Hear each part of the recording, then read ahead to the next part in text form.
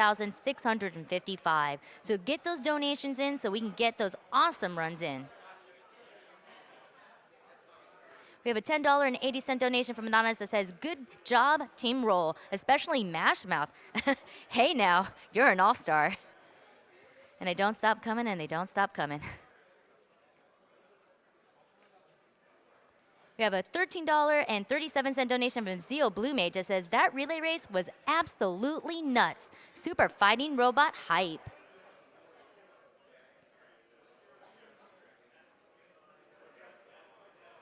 We had a $35 donation from Rumble War that says, "Edomin on the mic, check. Hype race, check. Classic Mega Man, check. Dope prizes, check. Shut up and take my money." We have a $150 donation from Anonymous that says, "Gotta see that Dark Souls run. Glad to be able to donate to a great cause." And we're gonna go ahead and throw it over to our interview with Proto Magical Girl and some of our Mega Man runners. Take it away. Hello, Awesome Games Done Quick 2018. All right, I just want to start by saying, oh my God, that relay was incredible. Do y'all in the crowd agree with me? They agree with me. They agree with me. Do y'all over here agree? Yeah, was that a good fun. time? Yep. All right, so my name's Proto Magical Girl. I am here with the captains of all of our relay teams. So starting on the far left, we have captain of Team Beat, Shoka. Captain of the winning team, congratulations, Team Roll, Cypher. And Vasta, leader of Team Rush, and Cool Kid on Team Auto. Congratulations to all of you on an absolutely incredible relay. So I think the first thing I kind of want to ask, if we can just go down the line, how was your team's performance? You're the captain. I know you watched the whole thing. So Cool Kid, we can start with you. I mean, I just want to say that it's been a great week. Like, I don't know, I mean, apart from the race, I've had a great time with my teammates, and I think we.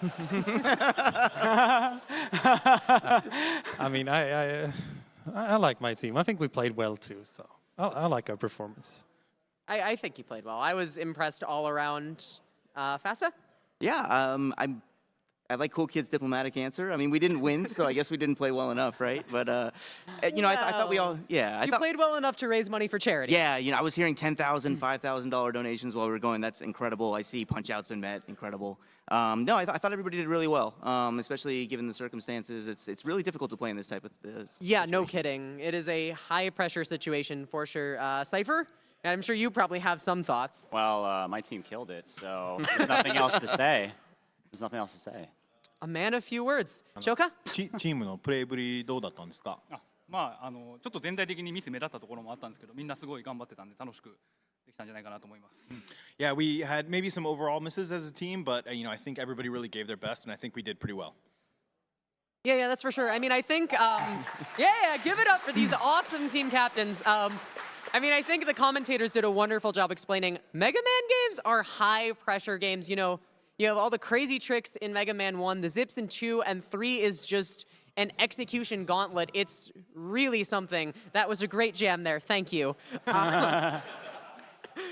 Okay, so let's get into a little more specifics here. And I think I'm going to start with you again, Cool Kid, because you were leading off Mega Man 1. You actually came out in the lead with your team. Mega Man 1 is notorious for, among other things, the early magnet beam and that potential to soft lock.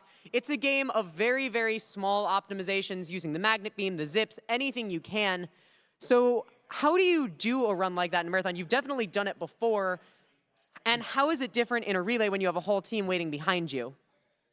It definitely is very much different in a team relay race setting because, I mean, we did this race last year, 2017, and it's, I mean, you always kind of have that back in your mind, like, it's like you really want to have a good run because, I mean, you want to set up your teammates to have a, you know, a great race too. But, I mean, it's kind of once you get past the first first few stages, you kind of get into it and just, you know, start to have, I don't know, just get that flow going. So yeah, I'm especially curious, like I mentioned early magnet beam, what goes through your head as you're climbing up to that? You've done this probably thousands of times, but never in a situation like that. So what's in your head as you're like transitioning the screen to start doing that trick? I don't know. There's nothing in here. It's just, I don't know. It's just blank, really. Just Okay, well, let's move on. Fasta, so you were bringing up the rear for Team Rush, Mega Man 3. You came in at a kind of a distant second, so how do you have to adjust your strats knowing that you have a lead to try and catch up on? What kinds of risks are you willing to take? So we talked about this a lot before the run started, like the other Mega Man 3 runners and myself. And I think the temptation is to try to go for everything you possibly can when you're behind. But if you're behind a minute and a half, 2 minutes, you're not going to catch up on your own. You're going to need the people in front of you to kind of make some mistakes. So I think just avoiding mistakes is really the name of the game in this type of relay. And unfortunately for us, Prizzy just crushed it to end it. Like he was not giving any ground. He really did. I think I could have PB'd Crushed and not it beat him. crushed it between his teeth for sure. Yeah. So yeah, Team Roll crushed it. Cypher and Shoka, I'll let you two answer this together as Mega Man 2 runners on the stage here. Kind of, in the middle of the relay, I feel like it's kind of a balanced game where you have kind of the crazy glitches, tricks of Mega Man 1 and the really heavy execution of Mega Man 3. What's that like? You're in the middle, you may be handed a lead, you might be handed a deficit, and you have to do your best to set up the last runner on your team. What's that like, and what's Mega Man 2 in this setting like?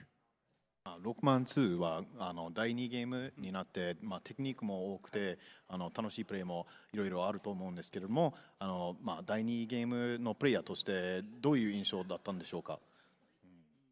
負けている時もあるしリードに入ったらそういう時もなんか状況を合わせることも必要ですのでどのプレーが必要だと思いますか。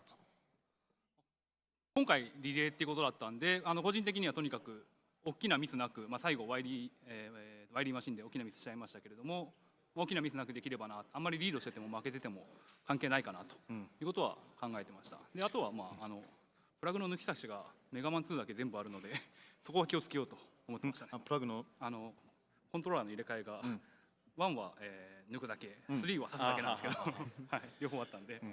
Yeah, well, my goal was to really just play through Rockman 2 with making as few mistakes as possible. I was able to do that up to the Wily stage, and it ran into some trouble there. Also, I was a little nervous because Rockman 2 is the only one where you have to wait for the person in front of you to get their controller out, and then put your controller in and do all of that, whereas the person with 3 didn't have to deal with all that. So there was a little more technicality to deal with in the middle with as the Rockman 2 player, but we got through it. Cypher, any thoughts to add on to that? Well, Mega Man 2 is a very perilous game in a marathon. Failing certain tricks is extremely punishing. And so I approached this relay very differently than I approached my past GDQ runs years ago. And I tried to learn every single backup strategy, situation, everything. And I really took some pointedly safer strategies in various stages. In fact, I was planning on going for a zip at the end of Quake, but I didn't even do that. So I think that approach really paid off, and it really brought this consistency to my play that allowed me to give the lead to my third player. Yeah, I definitely noticed the way you were playing was pretty safe, pretty consistent, and I think it paid off. Oh, yeah. Okay, so one last question, one quick question. What was your favorite moment of the relay? Not necessarily your team, not necessarily your game, overall. teeth mash. Mine too, honestly. That was... I've never seen it on camera before, and it was really, really cool. I would say Fatso going for everything. Snake block slides. I can't believe he did the stuff that he did. He nailed all of it. It's incredible. Prissy getting the zip in Wily 3. I looked down at my phone for like 2 seconds and I missed that, and then I looked up and the crowd was screaming and I was like, why does this always happen to me? Shoka? リレー全体の中で自分のチームだけじゃなくても一番良かったと思う瞬間は何でしょうか。メガマン3で全員イエローデビル成功させたところですね。I'd have to say when everybody was able to be successful at defeating the Yellow Devil in Mega Man 3. Yeah, you can clap for that. You can absolutely clap for that. Four one-cycle levels is no joke. Okay, thank you all very much. Before we go back, I'm going to be doing some quick prizes. Sorry, Sent, there's absolutely no room for you. But you can just... Oh my god, I can't believe they're letting me hold this. So, reminder about these things. I want this so bad, you have no idea. But you out there are the ones who can win it. Original animation cells from Mega Man 8. Oh my god. Priceless to me, but for you could be just $30, and that's going through the end of this interview. So get your donations in now. We are approaching the 1 million mark. Now is the time. You could be the one to snipe the 7th digit. I'm just saying. What else we got, Sent? We have this really cool box. Wow, it's a box. But wait, there's more. There are things in the box that just fell out. There's these really, really beautiful Zelda charms, all sorts of really cool stuff from all of the different games. All right, Sent, keep them coming. I'll deal with that later. We have a full set of the Legend of Zelda Ocarina of Time manga that you can win. These Zelda mangas are no joke. There's good video game manga adaptations. There's really bad ones. These Zelda ones are up there. They're really good. They do a good job having fun. Actually, one of these is a link to the past one. The other two are Ocarina of Time. So you get a lot of cool Zelda story in a very different form than what you're used to from a video game. And we have Carrie Fry's Banquet of the Wild book. If you're still trying to figure out how to cook in Breath of the Wild, this is like your go-to guide. It goes through everything that you can make, every ingredient that you can use, what they do, how they work. And it has Carrie Fry's art. Come on, guys. You know you want this. It's a masterpiece. And a little more Zelda stuff. We have a passport to Legends of Zelda and the Legend of Zelda, Legends of Localization. Some more really, really cool Zelda stuff. There's so much cool Zelda stuff. I'm a Mega Man girl, but I want this, okay? It's really just all sorts of good information. All prizes you can win coming up. And finally, you have this really, really adorable Zelda heart counter pin. You know, I think this thing kind of speaks for itself. It's a nice little metal pin. It looks really good. It's Zelda. If you like Zelda, Zelda. Okay, I think that's going to be all for us here. Oh, hi, Sen. Oh, no. Guys, just remember, $5.57 gets you in on Dragster. Putting it out there. Darby signed it. It's the official cartridge that got Darby signed it. That right there is the human element. He signed the cart. There it is. Thank you, Sen. All right, I think that's going to be all from us back here. Thank you so much to all of these amazing runners for being these team captains, leading this thing, and bringing Classic Mega to the big stage. Coming up next, you donated for it. You earned this. Mike Tyson's Punch-Out and Super Punch-Out, both played on the same controller by zallard1. I don't need to introduce that anymore. Let's go.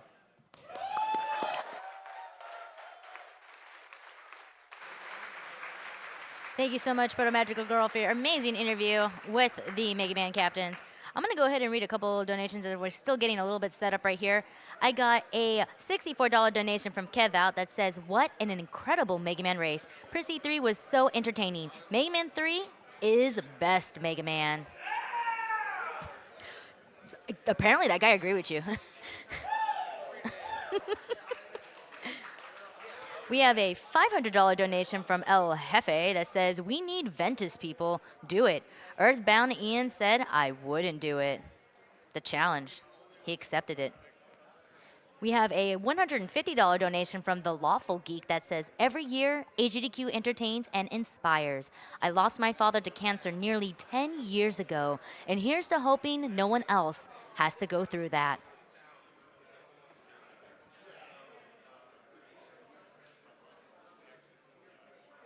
We have a $200 donation from Sean, California that says, my best friend Mike recently beat cancer himself and is visiting me from across the country. Here's to hoping no one has to deal with that in the future.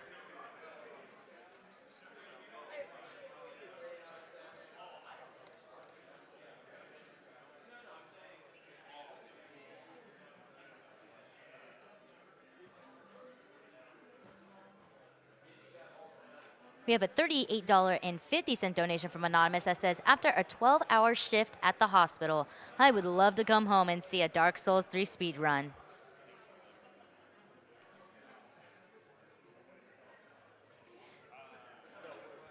$30 from Top Hero Foz that says, I am baffled at how the GDQ staff managed to outdo themselves each year, but each marathon gets better and better. Cheers to beating games and cheers to beating cancer. Next event, you should have an announcer speedrun race donation incentive. Get practicing, crew.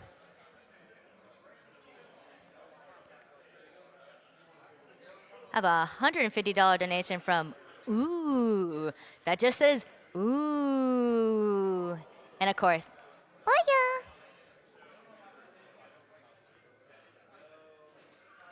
We had a $25 donation from Super Ellie San that says, I had to donate during one of the Mega Man blocks. As a cancer survivor of stage 4 neuroblastoma, the fact that all these amazing runners are coming together to prevent cancer is awesome to me. Shout out to all my friends in Mega Fun. Iron Becca donates $65 saying, Hi all, kudos to a full house. This is the first time in 3 years that I have missed AGDQ Live. Wish I could be there. Here's $65 to get over the 1 million jump. Good luck to all the remaining runners. We are getting closer and closer, guys. Keep it coming, guys. We are still trying to get a couple of incentives in, such as the Diablo Level 1 Sorcerer Run. We're at $5,787, but we need $1,500. And right now, the Dark Souls 3 incentive is at $17,602, which we need $75,000. So make sure you guys get those donations in. Don't forget, you can win in all these prizes that are coming up, and it's going for a great cause. We have a $500 donation from Me Gots This saying, read during the run, Hi Zeller, Me Gots This is here. As another 2 games, 1 controller runner, good luck. Donation goes to your choice. Sorry, I wanted to do it because I know he was going to have some time to do this, so. We have a $30 donation from End of War. Great games and great gamers this year. I missed the games last night because my first child was born. Unreal. I have always donated for the cause, and I really hope my child never has to worry about getting cancer. Can I get a hype for my newborn son?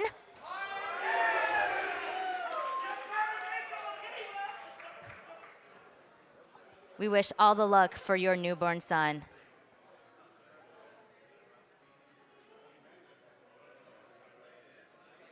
We have a $25 donation from Revoc that says, Hi, AGDQ. Here's to an amazing Mega Man relay run and donating to a great cause. I lost my mother to cancer years ago, and it's so great to see the gaming community at their best with these donations. Let's blast this terrible disease away for good. I agree. $5 from Brad170 that says, For my wife, Katie, love of my life and always my player too. She loves Legend of Zelda, so go Lonk.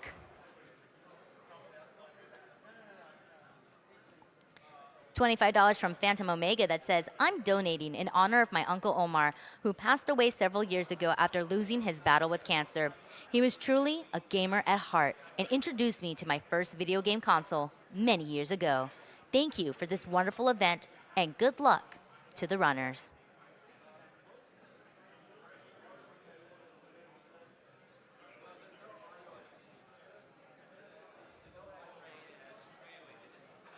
$50 from Smart. Oh, I can't even do this. Smaragdos. There we go. $50 for my favorite game series of all time. And it would be awesome to not only see Bloodborne, but also Dark Souls 3 on this year's AGDQ.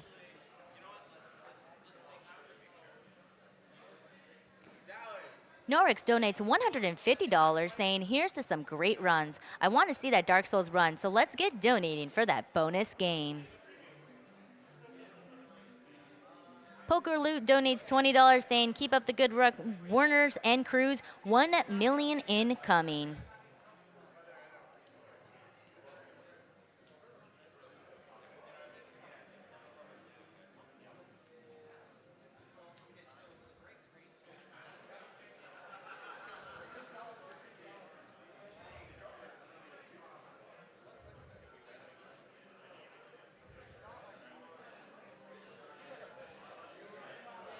Ali Nelso donates $200 saying, My mom might not beat a lot of video games, but she beat cancer and continues to be the strongest lady I know.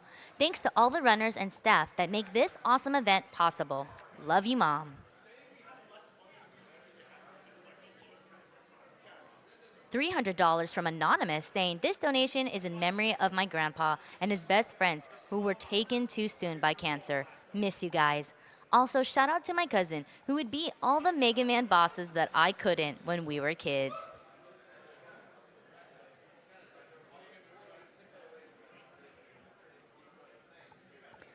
Jellsbo donates $100 saying, let's get that Dark Souls 3 run. Such a great game. Also, booyah!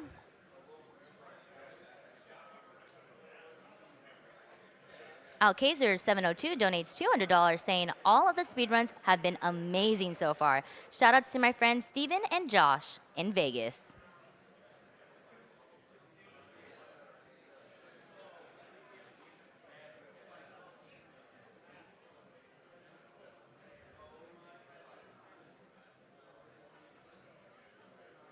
Halfkey donates $5.57 saying, I need that piece of video game history.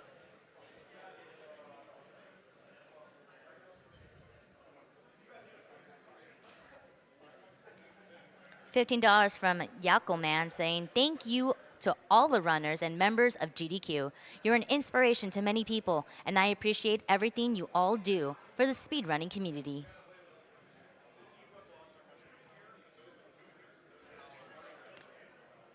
$30 from Gumby Function saying, good day from Australia. Been watching all week with my wife and loving every minute of AGDQ. Best week of the year.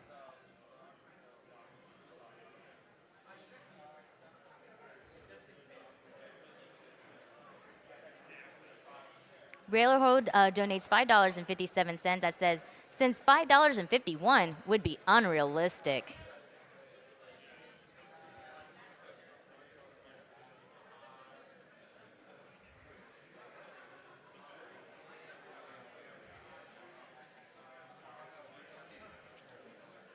Valbrander donates $250 saying, been watching and donating for years. Last year, I lost my father to cancer.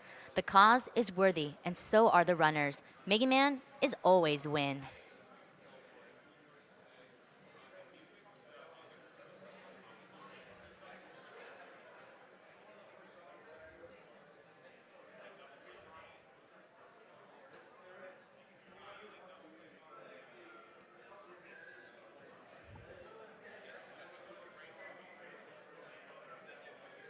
We have a $50 donation from KS Tex 44 saying, cancer has affected a lot of people in my family. So this is for the ones who have passed and also still battling the disease. Love GDQ and what it stands for. Keep up the good work, GDQ staff and runners. Thank you all for supporting an amazing gaming.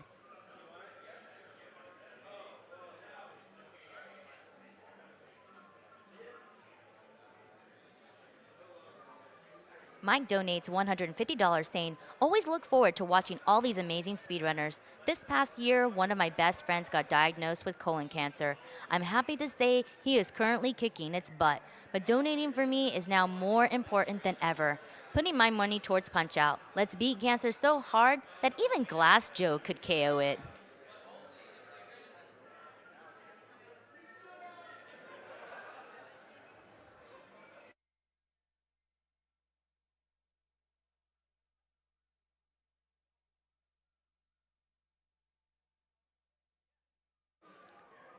We have a $150 donation from The Magical Donut. Ooh. Dear AGDQ, you are awesome as always. Here's $150 towards that level 1 Sorcerer any % Diablo run because I spent way too many summer hours playing Diablo games. Not necessarily a bad thing.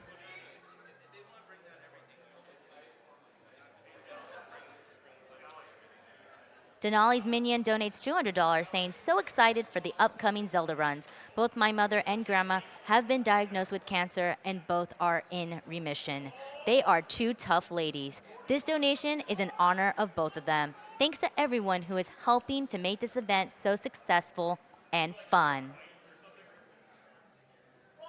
$6 from Greedo767 saying, this is from my 11-year-old daughter. Oh.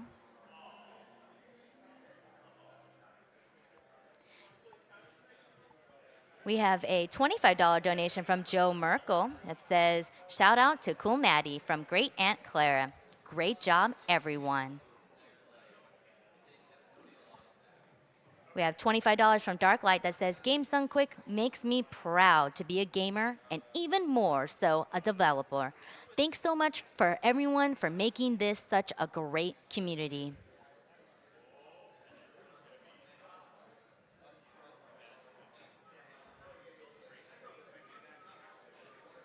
We have a $50 donation from Anonymous that says, I'm donating for the second time in AGDQ, and I'm proud of it.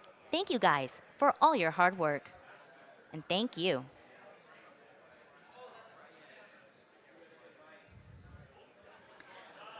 We have a $666 donation from Anonymous that says, the Mega Man race was amazing. Thanks to all the runners and, of course, all the other people at GDQ for the event.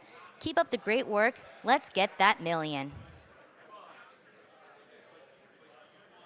The Laughing Bats donates $40 saying, AGDQ 2018, let's hype cancer away with incredible staff, runs, and inspirations. A Dark Souls 3 run, let's do it. Donation for a cancer-free future.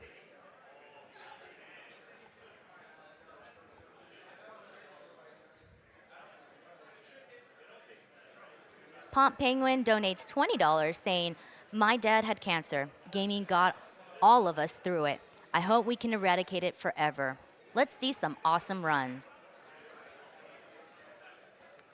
And with that, we are ready for not just Mike Tyson's Punch-Out, but Super Punch-Out as well. Take it away, Zallard. Alrighty.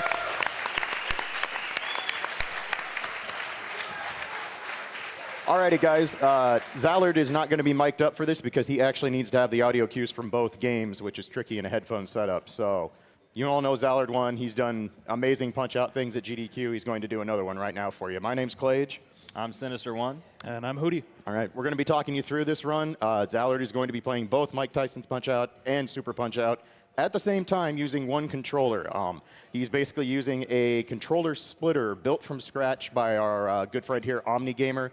Omni actually had to leave the event this week due to some family emergencies, so we're thinking of you, brother, but thank you for making this possible. It's going to be really entertaining. So give it up for Omni, please.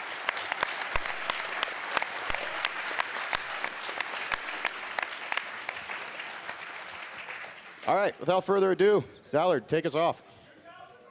3, 2, 1, go. All right, so first and foremost, the most important thing to understand about this run of 2 games at once is that the biggest important button is actually going to be the start button. In Mike Tyson's Punch-Out, the start button, of course, throws the iconic star punches. In Super Punch-Out, it does multiple things. It actually pauses the rounds. Those pauses are going to allow Zallard to basically put this puzzle together of a run and be able to use more realistic real-time strats like he would do in an actual full attempt, rather than trying to chaotically work both games at once. And Zallard executing the first of what we will see several buffer strats there on Glass Joe. The timing kind of works out nicely between Gabby J and Glass Joe. You almost fight them separately a little bit. Now he gets to take on Bear Hugger. Yep. Yeah, so you heard Sinister talk about buffer strats. Buffer strats are used in a lot of games, but they are of great importance in Punch-Out and Super Punch-Out. Basically, you're allowed to put inputs to make them overlap one another. This can be out of pauses or out of knockdowns. For example, if you hold the start button or the super punch button in either game, you'll actually throw your punch on the first frame that you can take action. So there's all sorts of ways Zallard can buffer his inputs to basically eliminate timing inaccuracies and eliminate any sort of having to do guesswork with visual cues. Now, some of the counts in Mike Tyson's Punch-Out are fixed. Like that one count that Von Kaiser got up on is guaranteed, but sometimes you'll get a 2 or a 4 or 5, 6, 8. Yep. All kinds of things can happen, and that can kind of impact the way that he has to adjust in the other game. Yeah, correct. In normal timing strategy for Punch-Out games, in-game time is the only thing that matters. Real time is completely irrelevant. But in this run, since it's actually being timed via real time, there's actually an added RNG element for the counts that happen, especially in Mike Tyson's Punch-Out. 1, 2, 3, 4. So to give you some mechanics, Super Punch-Out specifically, and that's $1 million, ladies and gentlemen.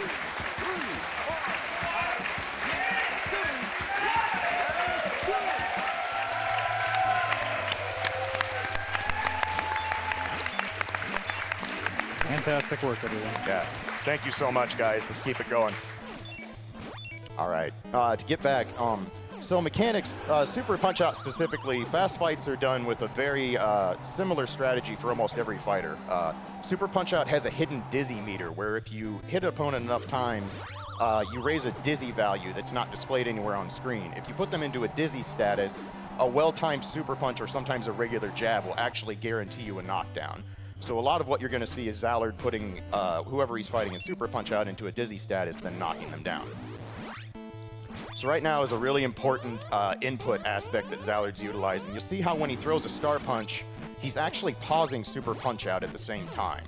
He does that by basically double tapping start, because that'll throw a star punch and then give no other input afterwards in Mike Tyson's Punch-Out. But it pauses the game in Super Punch-Out and allows him to get his bearings and kind of figure out where he is. So Zallard should be able to finish up Bull here because he's going to get a nice cutscene in Mike Tyson's Punch-Out. Correct. And let's just note the fact that these fights that are occurring right now did not go to plan at all.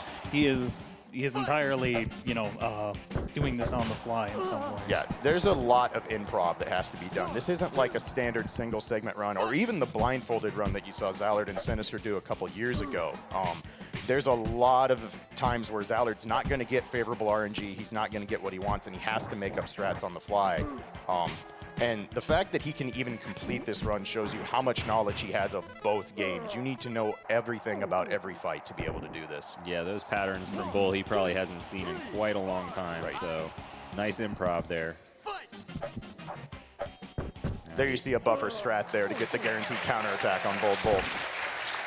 And now we're going to see a buffer strat that Zallard himself invented in order to get a frame-perfect star on Don Flamenco and knock him down in 10 seconds. Yep. It'll only take one more knockdown for Don to be finished off. So he gets up on a 5. That's good. We don't want an 8 count there. And that's going to be the end of Don. Yep. Very nice. So what you're going to notice is that the idea is that Zallard is going to avoid playing both games actively at the same time as much as possible. Again, when I first watched him start routing this, he actually did a lot where he would be fighting both people at the same time and just kind of hedging bets on inputs to kind of balance it out. But that meant he couldn't use a lot of the really powerful single segment and RTA style strategies that he and Sinister and all the other Punch-Out runners have developed over the years. So it kind of became more of a puzzle to figure out how can I keep one screen active, keep the other that doesn't need my attention so I can give the best strats possible and make this go as fast as possible. And even though these are both Punch-Out games, they're like so different. So it's got to be really difficult for you to kind of switch from one to the other so rapidly. And Zallard's doing a great job of it so far. Absolutely. There's also the added impact that he's playing with one controller. It's a Super Nintendo controller because that's the only way we could create the splitter style thing that would work. But that means Zallard's playing a game he's put hundreds and hundreds of hours in Mike Tyson's Punch-Out with a different controller. And believe it or not, that is a massive change to get used to. So, got through the Bob Charlie fight. Bob is the first really, really random and annoying enemy in Super Punch-Out. He has the ability to dodge and really take a long time. That was an excellent Bob Charlie fight. And now we're coming up on Dragon Chan, and we're going to be looking for some punches right here to the gut in order to get the dizzy off. And then we come up to another random segment here. Just as Grey Tiger comes up. So Grey Tiger actually doesn't have any randomness at all. Zallard's going to be forcing him to do these punches that he can counter late and get stars. And then he can go ahead and get nice little dual action there. Yep, very nice. So as Grey Tiger goes down, he's going to get up on 1 twice. All Zallard has to do is hold start to take him out. Yep. So he'll be able to finish off Dragon Chan and Grey Tiger just around the same time.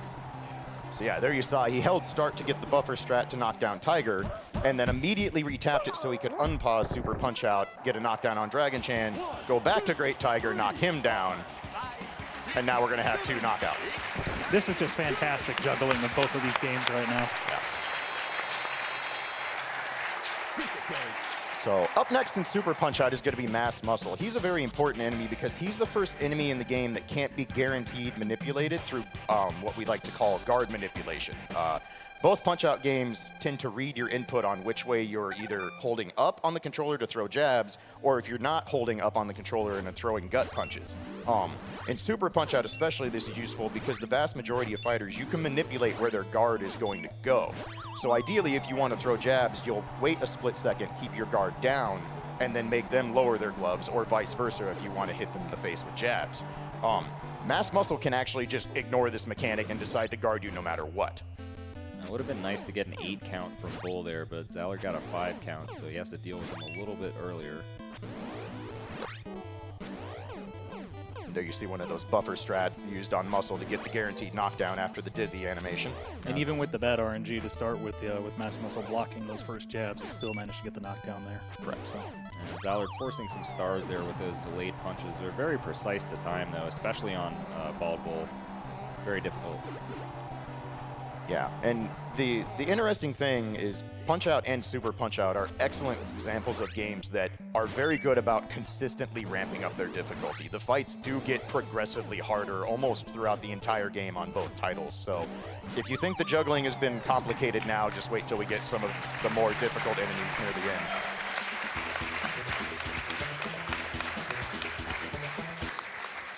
And while we're waiting for the World Circuit to come up for Mike Tyson's Punch-Out, we're going into Sandman here.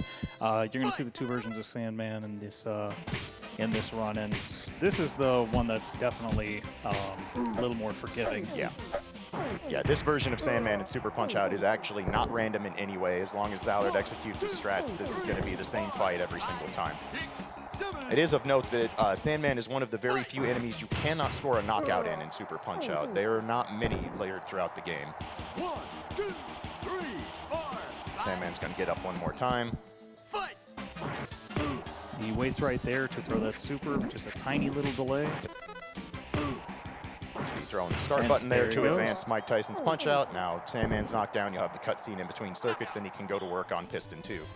Now, Piston Honda, too, there's a couple different ways to fight him. Zallard is going to elect to use a buffer strat here because what it's going to do is it's going to knock him down at 1 minute, and Piston Honda is just going to take a 10 count. He's not going to get back up, and this is a guaranteed fight. The other way of fighting Piston Honda is ridiculously difficult, and there's really no reason to do it in this kind of setting. Yeah, as you can imagine, Zallard tries his best to strike a balance between the fastest possible strats and strats that are consistent, because consistency in a run like this where things are not going to stay on the rails is of extreme value. And interestingly enough, even though that strat against Piston Honda 2 is slower in game time, it's actually faster in real time. Yep. There you see another buffer on Aaron Ryan. That's actually a newer buffer. There's going to be a newer buffer you might see if he goes into his grab animation. This used to be something that Zallard actually had to kind of time. And now he does a new buffer strat. You see he does a medium duck, 2 short ducks, comes up, just holds the super punch button, and Aaron Ryan goes down. So that's actually a recently added strat to the Aaron Ryan fight. And now we have the epitome of random in MTPO, Soda himself. Yeah, Zallard's going to be looking for Soda to throw as few hooks as possible. You only start this fight with 6 hearts, and when you run out of hearts, essentially you run out of stamina. Mac will not be able to throw any punches during that time. So far, Zallard getting a good pattern.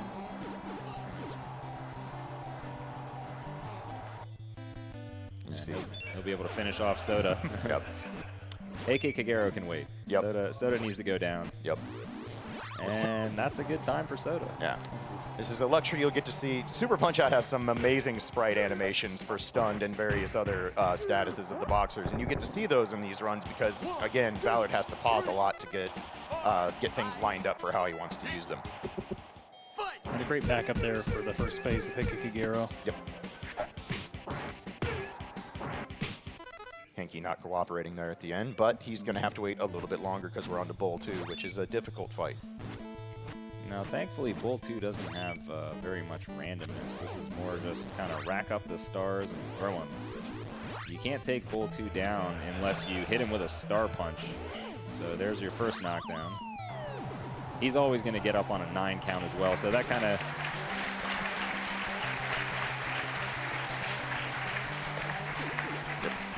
That's kind of a nice known variable that can allow Zallard to strategize how he wants to proceed. And again, you're noticing every time Zallard throws a star punch, he's double tapping if he wants to repause SPO, because right now his focus is on Bull, not Heiki. Now we'll go over and take care of Heiki for the final knockdown. Heiki not cooperating with Mirage Stance. When he goes into that, sometimes you can jab him out of it, but it is random. There's no real timing for it. And final few star punches on Bull, and he'll be finished. They might be both finished at the same time. They're simultaneous. Very nice. How about that?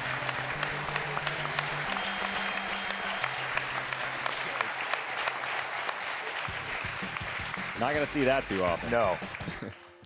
And again, it can't be overstated how much Zallard has to keep track of right now. Keeping track of what you're doing in one of these games where a lot of things are very precise. You have to remember where you are.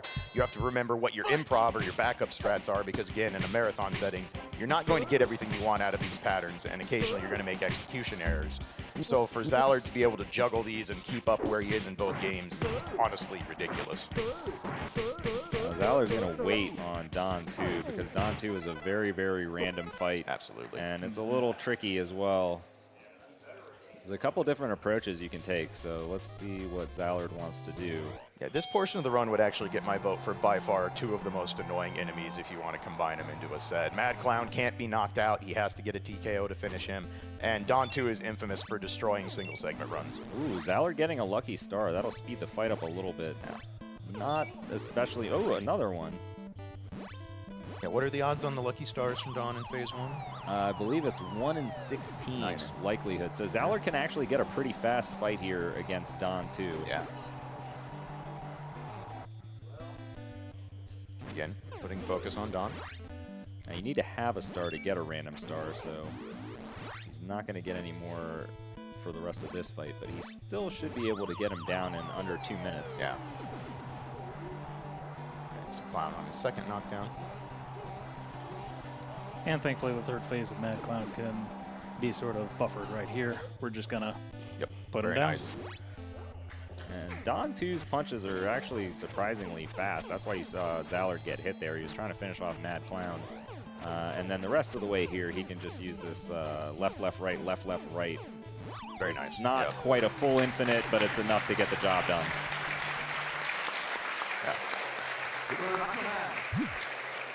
Macho Man. Yeah. Macho Man is notoriously a run-ender in super segment or single segment runs for super punch out. He can be knocked out. The window for it is incredibly tight and requires cooperation on his part with RNG.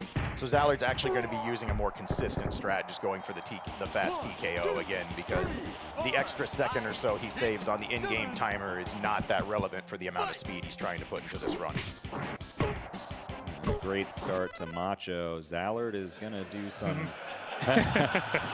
These pauses are just too good. Yeah. They're good. So with Sandman, Zallard's actually not going to use the select trick. There's no reason to take a knockdown when you're playing in this style. You want to just go for real time, and it's actually faster to do this in real time. He's just going to kind of get through this first 50 seconds here, and then he's going to start forcing punches from him, and you can see he's kind of doing that right side dodge. That actually buffers a delayed punch, which deals more damage and gets Sandman down a lot quicker, allowing you to finish him off in round 1, which is otherwise tough to do. Yeah.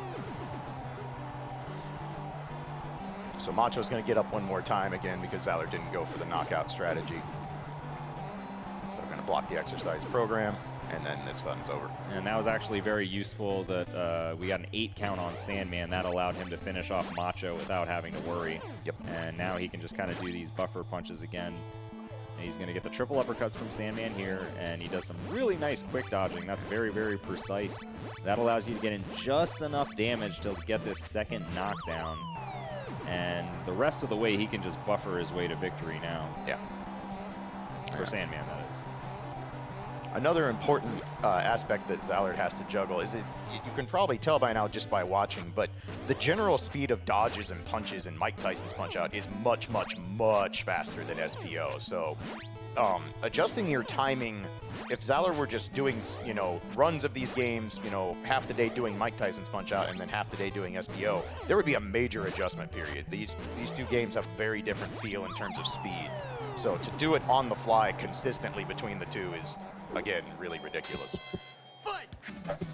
And Narcissus.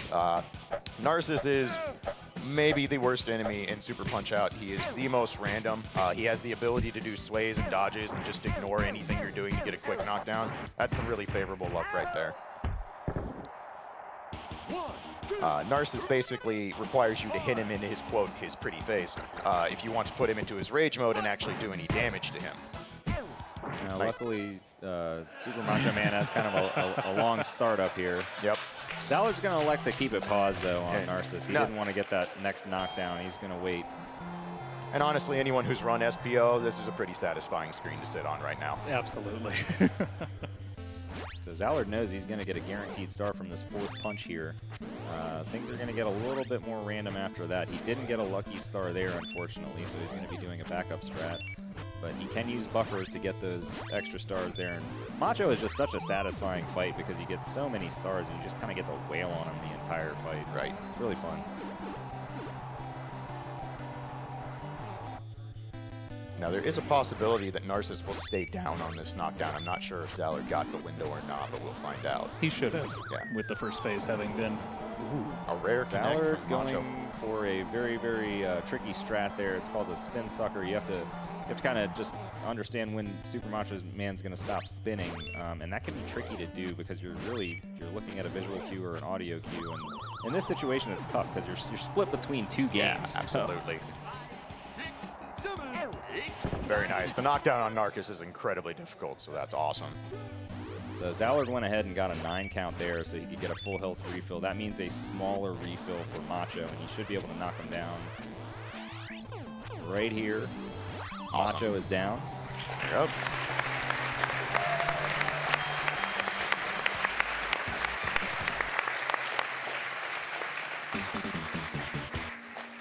So we're going to move on to Hoy, who's another very, very random enemy in SPO. Hoy has a mechanic where occasionally he will do a shove with his staff and push Mac off to the side.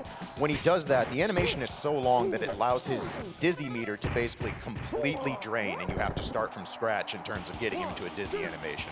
So this is an excellent start to the Hoy fight.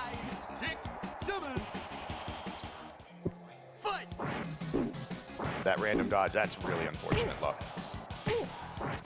So now he's not going to get a knockout on Hoy. But yeah, Zallard's going to really need to just focus on Tyson. This fight is very, very difficult, even for an expert.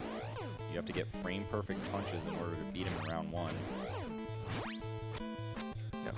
There's a classic 8-second delay from Tyson, which is the worst thing you can see in phase of this fight. Yeah, you do not want to see that. Luckily, Tyson gets a lot easier in round 2.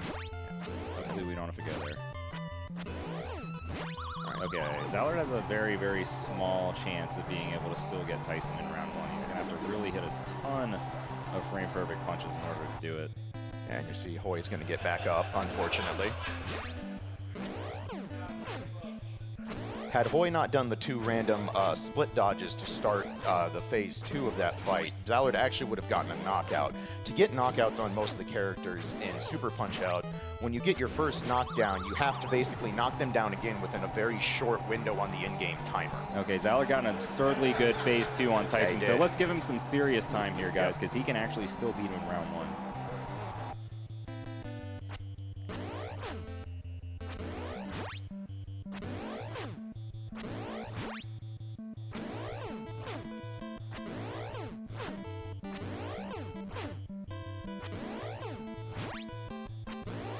Incredible. Yes. Time on MTPO.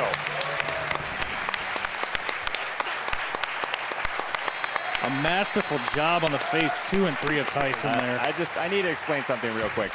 Zallard had the last possible second that you can still get a first rounder on Tyson. He had a 119 phase 1. Any later than that, and it would have been impossible.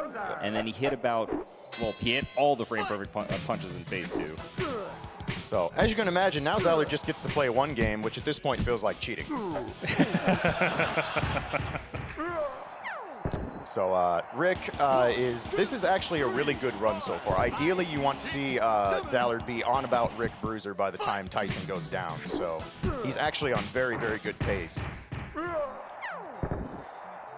Now, Rick being the lesser of the 2 RNG heavy fighters, we're going to be hopefully sailing past him. Yep, Beautiful. very That is a nice. 5/8 chance Yes. to get that uppercut in phase 3. Yep, that is a fantastic grip fight. All right. So we're coming up on the final fight of SPO and the final fight of the dual punch-out run. Zallard has a habit of hitting a frame-perfect counter in this fight, and we'd like to see it again. No pressure. Only when he's blindfolded. So to basically explain how difficult that counter is, I actually looked it up and ran one of Zallard's runs frame by frame to figure out how many frames he has to react to those punches. Nick can throw one of 4 punches, either a left or right jab or a left or right hook. To get the counter, from what I can tell, Zallard has about 11 frames to react and do that. Average human reaction time to any like normal stimuli, a yes/no stimuli, is somewhere around 15 to 17 frames. So you're asking 4 different guess stimuli to be done in 11, and Zallard hits it all the time, which basically proves Zallard is in fact a robot. He's not human. So now he's having to go to backup strats on Nick, but that's all right. We get to beat on him a little bit longer. It's good entertainment. And a somewhat catharsis. satisfying backup dizzy. Absolutely. So Nick's going to get up one more time, and we're going to finish off the dual punch-out run. One more dodge just to be obnoxious, because that's what Nick does. And there we go. There it is. Give it up for Zallard 1. 2 games at once.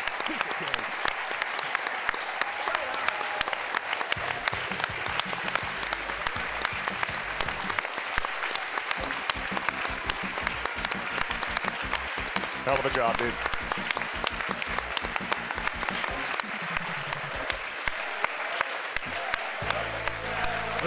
Zallard. Zallard. Zallard. Yeah. Ah, boy.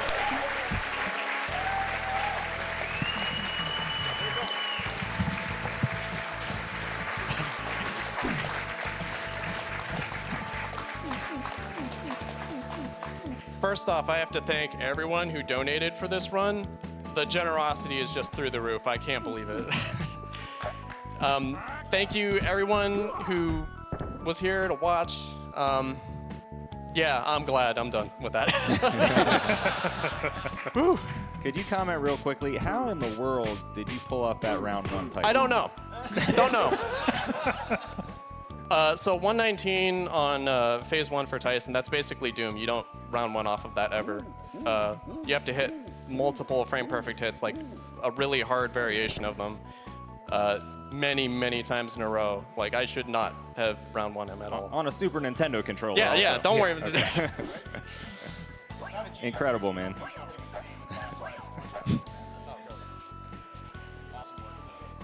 Give it up. And with that, guys, amazing job, Zallard 1, for your 2 games, 1 controller. But we have a special message from Mike Uyama. Take it away, Mike. I have a special. Good night.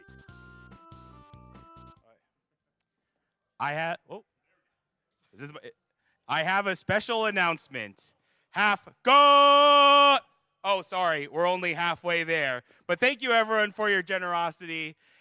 But sorry, your donation goal is in another speed run. But do you want to know something? In the vein of the legendary Enviro Bear run, let's beat the goal! Beat the goal! Beat the goal! Beat the goal! Beat the goal! And thank you, everyone, for your generous donations.